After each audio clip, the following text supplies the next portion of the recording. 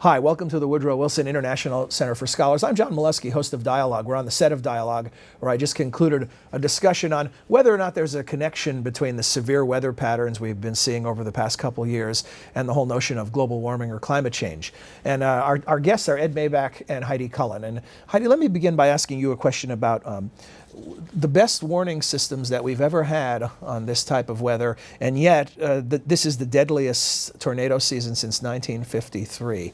What's the disconnect between science that has progressed to a point where it can warn people and the fact that we're seeing these deadly outcomes? Yeah, I mean, I think the forecasters did a tremendous job. There was, 10, 20 minutes warning in some cases, but there's still work that needs to be done, especially when a tornado hits a high population area, which we've seen a lot of this year, which has been unusual. The storms have been shifted further east, which has brought them to higher population density centers.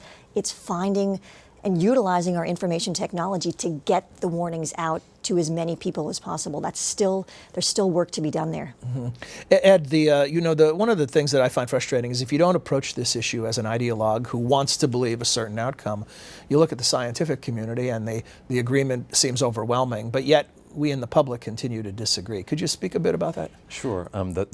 Most members of the public place a lot of trust in what the experts, climate scientists, have to say about the issue.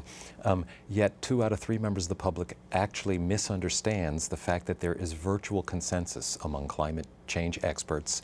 95, 98% of the world's leading experts believe that the climate is changing and it's human caused. Conversely, 2 out of 3 Americans think there's a lot of disagreement in the among the community of climate scientists. So there's a really important tension or a disconnect between what we think might be happening, the climate might be changing, and what we think the experts actually believe. I have a thought on that, but maybe I should ask both of you first. What conclusion can you draw from that disconnect between those numbers? We have a lot of work to do. I mean, it's almost like we're back in the early days of explaining to people the connection between cigarette smoking and lung cancer. So are you saying that it's a science literacy issue? They just don't know how to interpret scientific data and they're willing to listen to other sources, even though Ed just said they trust climate science. They trust you, Heidi. I think that there's just a lot of work that needs to be done in sort of overcoming the messaging campaigns that have suggested that there's not consensus and just getting the word out more effectively. See, my thought is, and I probably sort of just beating up on myself and others in this business, is that it's a failure of media, particularly mainstream media, not programs like this as much as mainstream media. Something's wrong if the scientific community agreement is that overwhelming, and yet what is portrayed in newspapers and is a 50-50 split. We're not sure. This so-called balance, fair and balanced.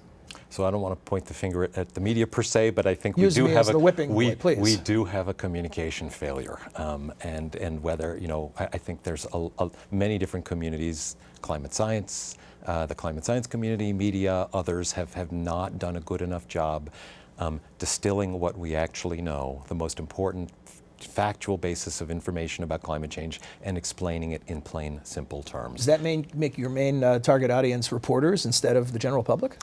I think that there are a lot of different audiences that we need to do a better job of getting, and even just getting stories out there. I mean, I think climate change is one of these issues that for so many people in America, it's an issue that affects other people in faraway places on timescales that don't matter. And I think one of our jobs at Climate Central has been to show people local personal stories about this issue and make the case that it is actually happening right now. And it's a problem that we call it the biggest procrastination problem out there, because the longer we wait to solve it, the harder it gets. So to just make that point and say that this is something that the National Academies has already told us we need to get started right away.